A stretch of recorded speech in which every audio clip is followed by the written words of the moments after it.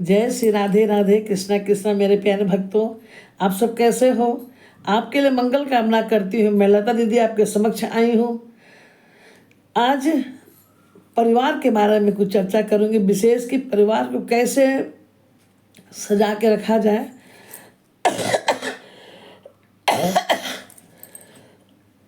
लेकिन उस विषय पर जाने के पहले मैं चाहती हूँ कि आप जो भी हमसे जुड़े, हमारा बेल आइकन बजा के जुड़ जाए, ताकि हमारा नोटिफिकेशन आपको पहले मिल जाए और आप वीडियो को देख सकें। परिवार का मतलब होता है संपूर्ण परिवार। लेकिन आप सब देखते हैं आजकल कि परिवार का मतलब क्या है।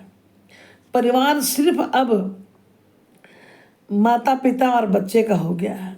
अब उसमें न नाना है, न नानी है, न दादा है, न दादी है। अब आप ही बताएं कि जहाँ पे परिवार बोलकर सिर्फ माता पिता और बच्चे हों, तो उस घर में बच्चों का संस्कार देने वाला कोई नहीं है, डांटने वाला कोई नहीं है।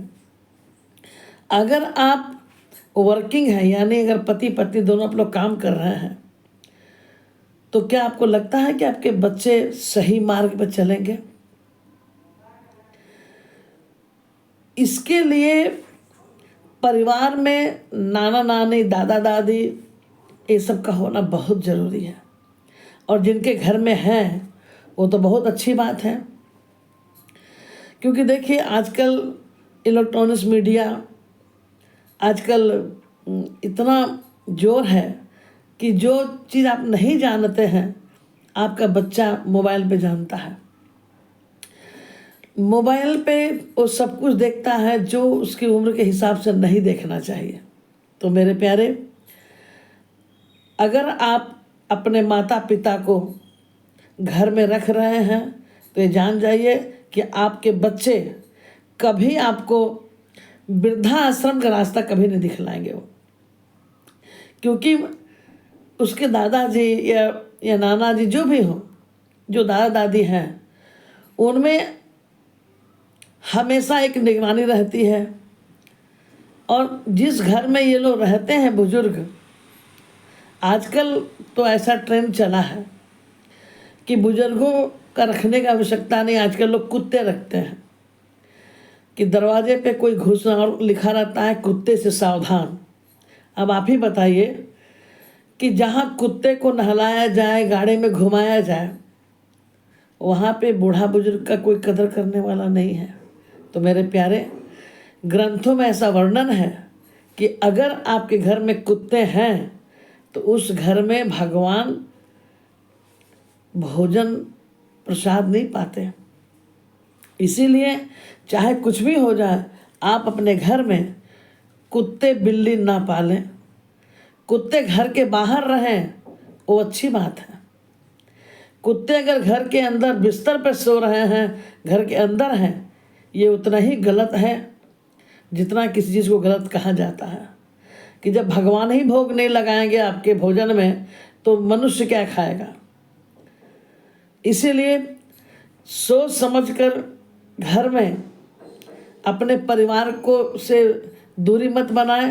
परिवार अगर दो चार बात सासू माँ या कोई बड़े लोग बोलते हैं तो उस पर ना ध्यान दें, क्योंकि उनके रहने से जो आपके बच्चों में जो संस्कार आता है, जो एक लीडरशिप पावर मिलता है उनके आपके बच्चों को, तो आप निश्चिंत होकर अपना काम भी कर सकते हैं। और एक बात, ऐसी बहनें हैं जो घर में नंदों को आना मना कर देती हैं। अब एक चीज़ मैं बता दूं कि ननद आती हैं तो आपके घर के संकट को लेके चले जाते। जिस प्रकार ब्राह्मण आता है, संत ब्राह्मण घर में आते हैं तो आप दक्षिणा देते हैं, तो आपके घर के कुछ बुरे चीज़ जो होने वाला है उसको लेके चले जाते हैं। तो जो घर की बेटियां होती हैं वो भी ब्राह्मण के समान हैं। जब आती हैं वो तो आप खुश रहें, जाती हैं तो दान दक्षिणा दे के विदा करें। गर्मियों की छुट्टी हो गई है तो आपके घर में नंदे, आपकी नंदे आती हैं, आप भी किसी की ननद हैं। आपकी सास हैं तो आपकी माँ भी किसी की सास है।